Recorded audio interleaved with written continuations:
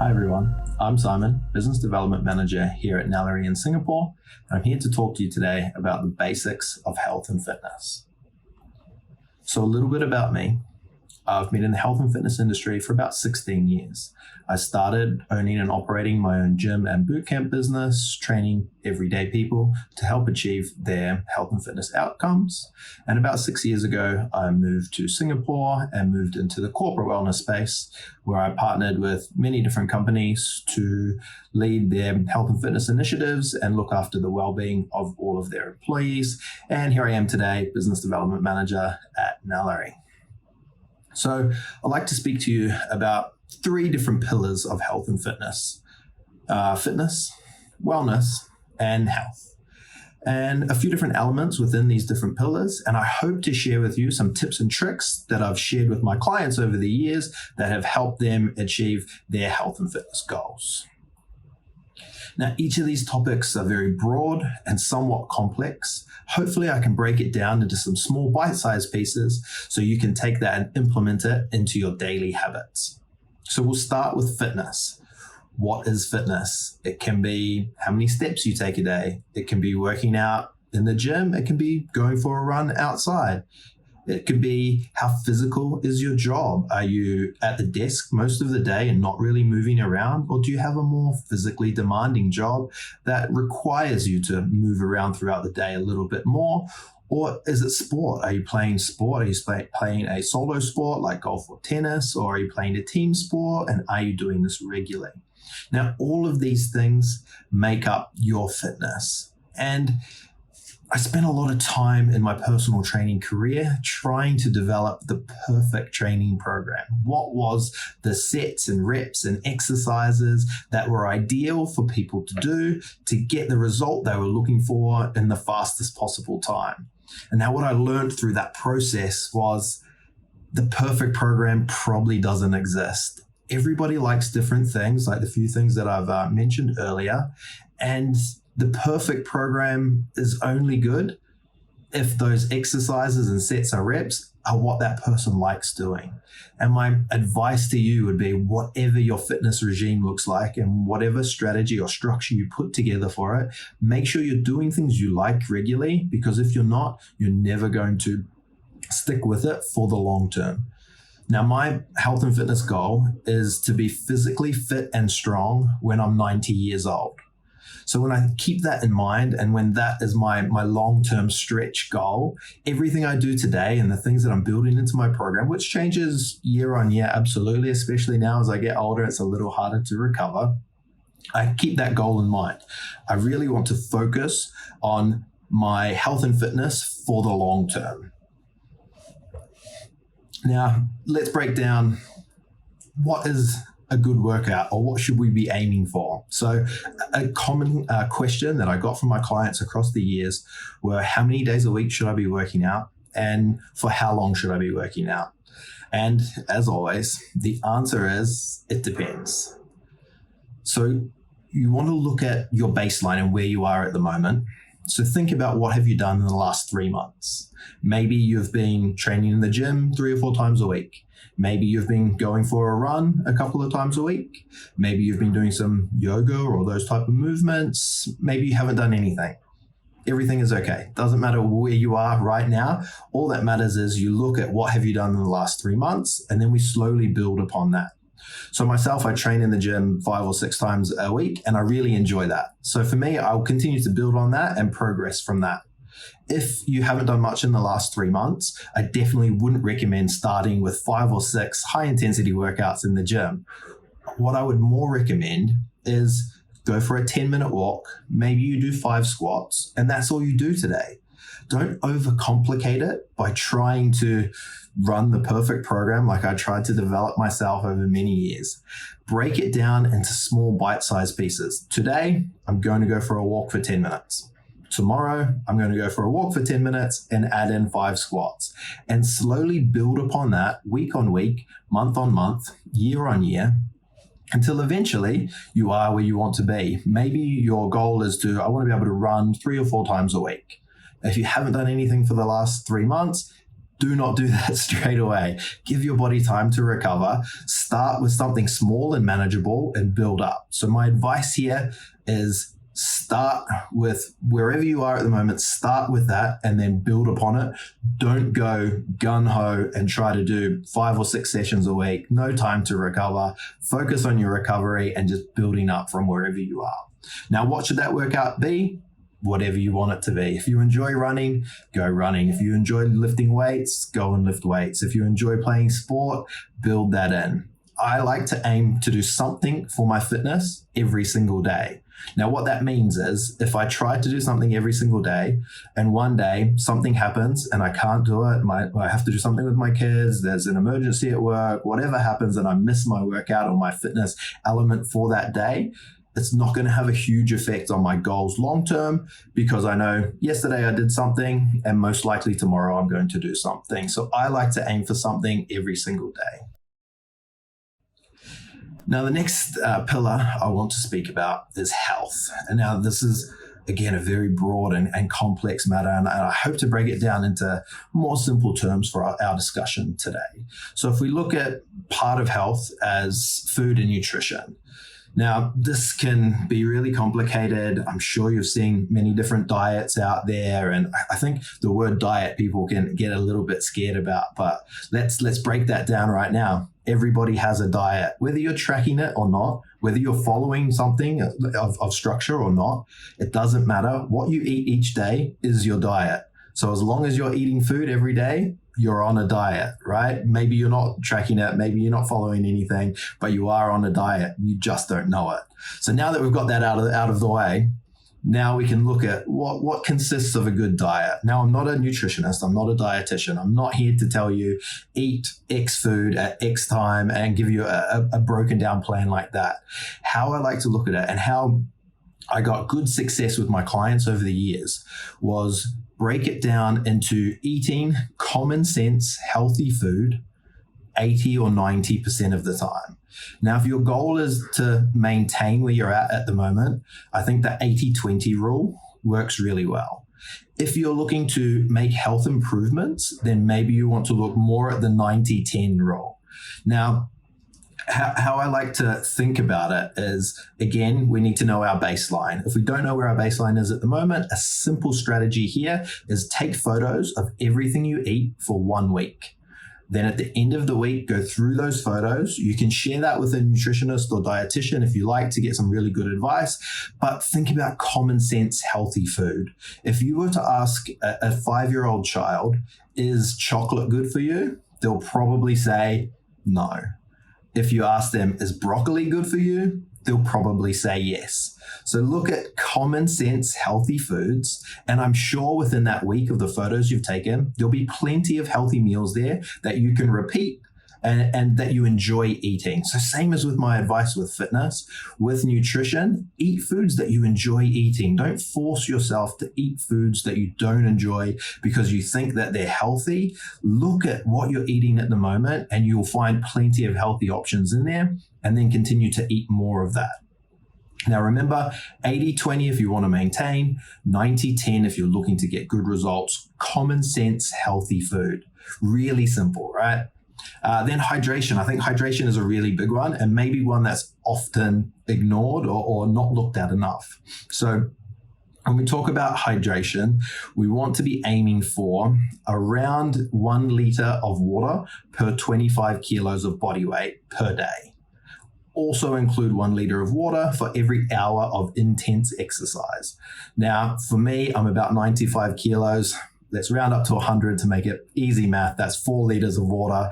I work out pretty intensely for an hour every day. That's 5 liters of water that I aim for. I'll be honest, I probably don't drink 5 liters. And when I tell you that number, that probably sounds like an enormous amount of water. So again, what's our baseline? How much water did you drink yesterday, each day last week, or for the last month? Maybe you're not drinking very much water at all, okay? That's fine. Let's slowly start to build it up. Don't jump into drinking. If you weigh 75 kilos, you're meant to drink 3 liters of water a day. Don't jump into trying to drink 3 liters of water a day straight away. Slowly build that up. Now I have a jumbo drink bottle that I like to keep in my desk here next to me. So then I can track how much water I drink per day. That holds 3.5 liters. I know if I can finish that by the end of my workday, and then I have a glass of water when I first wake up and one with dinner, one before I go to bed, I'm pushing that 4 liters of water a day, which is great. You might think, hey, if I drink that much water, I'm going to be in the bathroom all of the time. Absolutely. When you start drinking more water, that will happen. Your body will adapt to it and you will slowly get back to your normal routine very quickly once you start to increase the water, but do it slowly and gradually over time. Don't jump into trying to drink loads of water straight away. Just build it up and keep that goal in mind.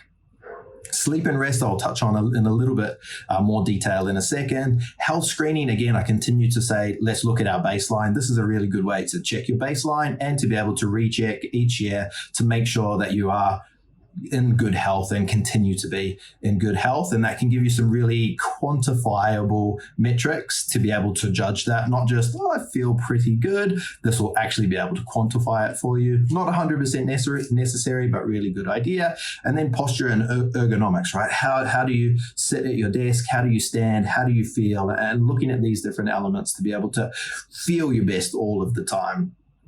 Now, I want to dive a little bit deeper into sleep. And now you can see all of the benefits of a good night's sleep here. So I'm not going to go through each of them. What I want to do is share with you a story about why I think sleep is so important.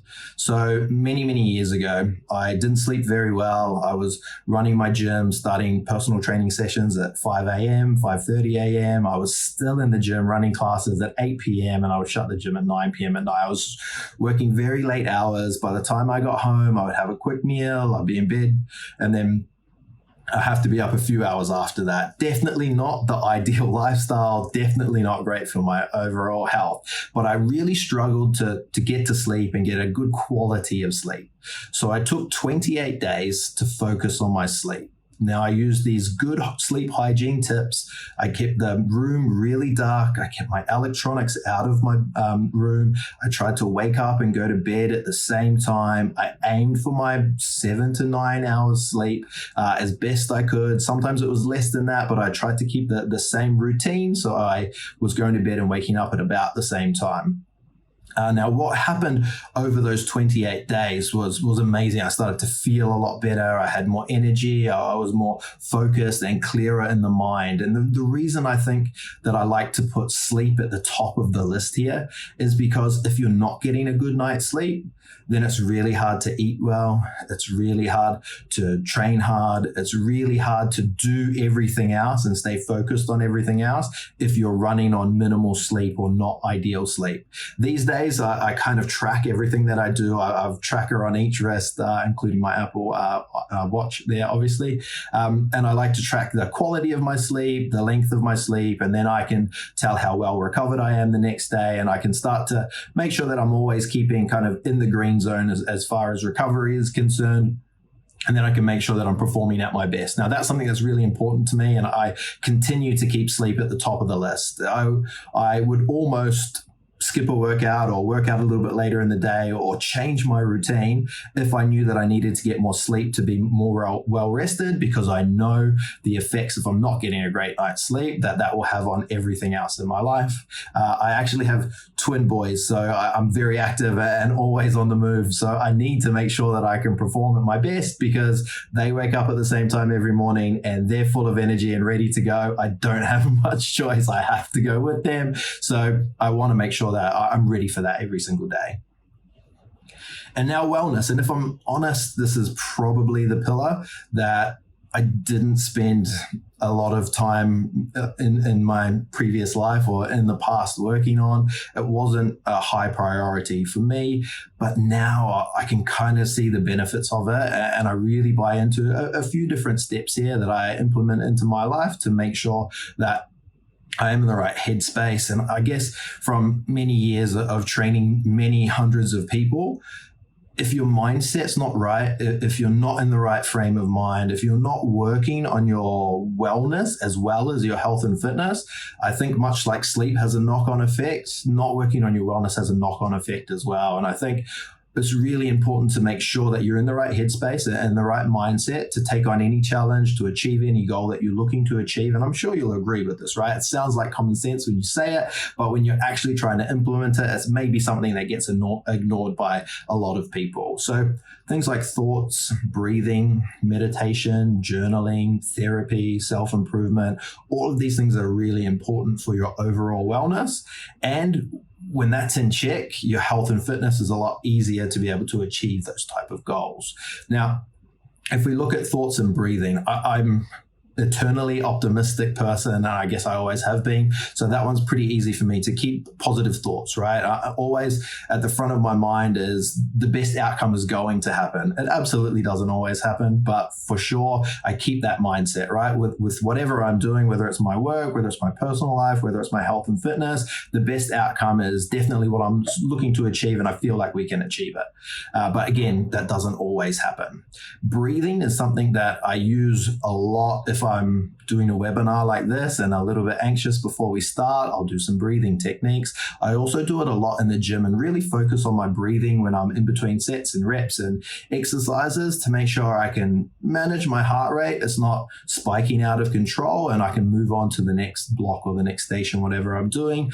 Something that helped me with this was tempo running and working on my breathing while I was tempo running, but also using a 4-part breath protocol, which is very simple. I can share it with you now. It's 4-second breath in, hold for 4 seconds, 4-second breath out, and hold for 4 seconds. Now, if I'm at work and I've got back-to-back calls and I'm really busy throughout the day, I'll take a minute in between calls to do that 4-part breathing, reset myself, chill, and then move into the next call. I think that the worst thing that can happen for me in my workday is I'm on a tough call and I get a little bit worked up, and then you're straight into the next call and away you go without giving yourself those few seconds to reset. And when you start to implement that, you'll see that you show up as your best self when you're doing these things.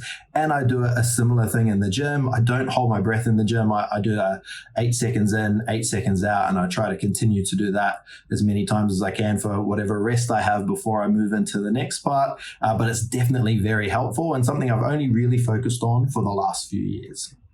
Meditation isn't something that I do, I'll be perfectly honest. My wife is very good at these next 2 points, really, meditation and journaling. She does really, really often, almost every single day, and is really, really good at it. Probably something that I'm not as good at. But I think that journaling / gratitude is really important. And I'll share with you a couple of easiest steps in a second to be able to implement that into your daily habits as well. Therapy and self-improvement. If you need help with these things, there's definitely ways that you can get help and avenues in which you can find it.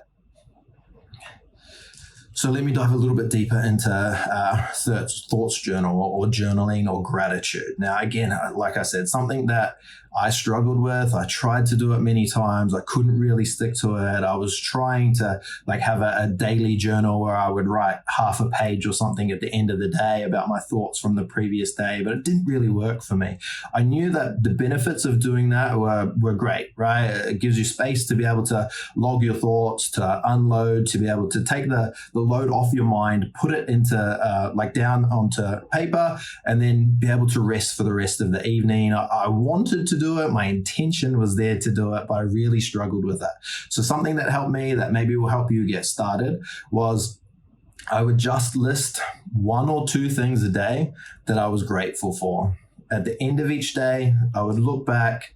What did I do today? What was I grateful for? And that was it. Really simple. Something I do in the morning, which is similar to this, is what's the one big thing that I need to get done today to make sure that I have a successful day? And I'll write that down. So at night, 1 or 2 things that I'm grateful for. In the morning, the one big thing I need to get done today. And that's how I do my journaling. That's how I put my thoughts down. I don't have a lot of words on there. It's not overly complicated. I keep it really simple. I keep a little diary on my desk and I fill that in each day, and it really helps me. So a little bonus element here that I've added in, because I think it's really important, is the community aspect. So the support of your friends and family and the groups, or whatever it is that you're working on with your health, fitness, and wellness, support from those people around you is really, really important. There's a saying that says, if you want to go fast, go alone. If you want to go far, go together, right? And I truly believe that you should be playing the long game, and you should be looking at where do you want to be when you're 80, 90, 100 years old? How do you want your health, fitness, and wellness to look at that stage, and then work towards that? Now, something that really works good for me with my fitness is I train in a gym in a class environment with 10 or 15 other people. Every morning I go in there, there's that social aspect to it. Not only does that help me with my training, it motivates me. There's that competitive element that I kind of like. So that's really important for me. If it's team sports that you're doing, then you'll know that being part of that team is really helpful for motivation.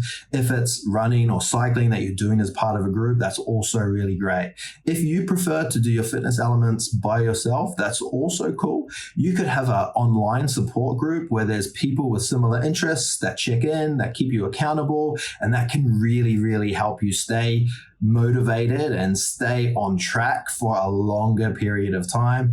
When you're doing something by yourself and you're not really talking to anyone about it, and you keep it all inside and you don't share it with a support group, it becomes really easy to let yourself down. It's really easy to wake up in the morning and say, don't really feel like it today. It's a little bit cold outside. I'm going to hit the snooze button and I'm going to rest for another 30 minutes. But if you have an accountability buddy that's checking in on you, you don't want to let them down. They'll be at the gym waiting for you. They'll be at the field ready for a run. Then it's a lot easier to keep motivated, because I think motivation is going to come and go, right? Some weeks you'll be super motivated to do everything that you need to do and it'll be perfect. Other weeks, motivation will drop, but you want to keep that routine. You want to keep that schedule. You want to stay accountable even when your motivation's low, because that's how you get those long-term results. Now, I don't mind if motivation's low and you go for your workout or you go for your run and it doesn't feel great and it's not your best workout ever. It's not your best run ever, but you still get it done. You still get through it. You still keep that schedule. You still keep that routine. You still keep that accountability. It doesn't matter if it's not I don't feel my best and it wasn't my best ever. That's fine. It's not going to be your best every single time, but the point is you stick to it, right? You're not letting yourself down. You're keeping accountable, and next day or next week when motivation's higher and you're feeling better, then you'll absolutely smash it and it'll be fantastic. A couple of other elements with the support network here is a little bit of healthy competition, as I mentioned earlier. That really helps me. There's like step challenges or online groups that you can join to keep yourself accountable and gamify it a little bit. So I was, am I top of the leaderboard? Am I second? Like, yes, it's a very personal thing. You want to challenge yourself and PBs, but I also like to challenge other people. If you're the same, then that gamification can kind of help. And then team events. Is it the Standard Chartered Marathon that they do in Singapore every year? Are you doing that with a group of friends? You want to run your first 10 kilometers. So having that team event and that goal to work towards can be really helpful to keep you accountable, as I say. So if we break it down into a few easy to digest steps, and like I said, we don't need to be doing all of this every day straight away, but we should be working towards a place where we're kind of implementing these things in our day every single day. If we start at the bottom of the list there, 2 to 3 liters of water a day. Drinking water is really important. Start your day with a large glass of water. Make sure you've got a drink bottle or something close by that you can measure how much water you're drinking, and continue to do that every day, if not most days. And then we want to build in workouts. I personally like to try to work out every day, as I said, but I think you should be aiming for 3 or 4 medium to high intensity workouts for you, relative to you, each week. So then week on week, you can continue to build on that and you'll be able to get progress like that. If you're like me and you prefer to try to schedule something in every day, because then on the off chance you don't do something one day, you did yesterday and you did the next day, that's a great way to be able to build in that accountability for yourself. 5 or 6 servings of protein and veg. So however you eat, whatever you like to eat, whatever those foods are, we always want to keep importance on protein and vegetables, because we know that helps us recover from our workouts or recover from what we're doing. And it also gives us the vitamins and nutrients that we need to be able to perform at our best. 7 to 9 hours sleep. So whether you're getting 7, whether you're getting 9, somewhere in the middle there. Some people can even survive off 6, but I would steer a little bit away from that into that sweet spot of 7 to 9. So that's making sure that you're scheduling your sleep in, right? Don't leave it up to chance and you're up until 12 or 1 a.m. and you know you have to be up at 5 or 6 a.m. the next morning. You don't have enough time to get your sleep then, right? And build this in every day, if not most days, right? So it's not the end of the world if you fall off track and something slips and you don't get to do it today because you did it yesterday and you'll do it tomorrow, right? Don't fall off track and say, don't worry, I'll start again on Monday. Make sure straight away you're back on and you're getting it done the very next day or the very next chance that you have to be able to do it. The last one there is 8 to 10,000 steps. Now, this is how you can keep out of the sedentary class, right? So they say that less than 56,000 steps a week, you're sedentary then. So you want to make sure that you're not sedentary. You want to make sure that you're getting your 8 to 10,000 steps a day. If you don't get 8,000 one day, but you get 10 or 12,000 the next day, that's absolutely fine. You can break it down by week if you prefer. You don't have to break it down by day, but I like to try to make sure that I get at least my 8,000 steps so I'm not sedentary. This one's not the be all end all, but we know if you're active throughout the day, you're moving all of the time, and you're not just sat down at your desk all day and then sat down at the dinner table and then sat down in front of the TV. The more you move around, take the stairs, don't take the escalator, these sort of things will help you long term as well. So they're my best tips. I hope that you got some small tips and tricks there that you can implement into your day or your week to help you be more successful long term with your health and fitness. I would love to answer any questions you have, so let me know. Thanks for listening.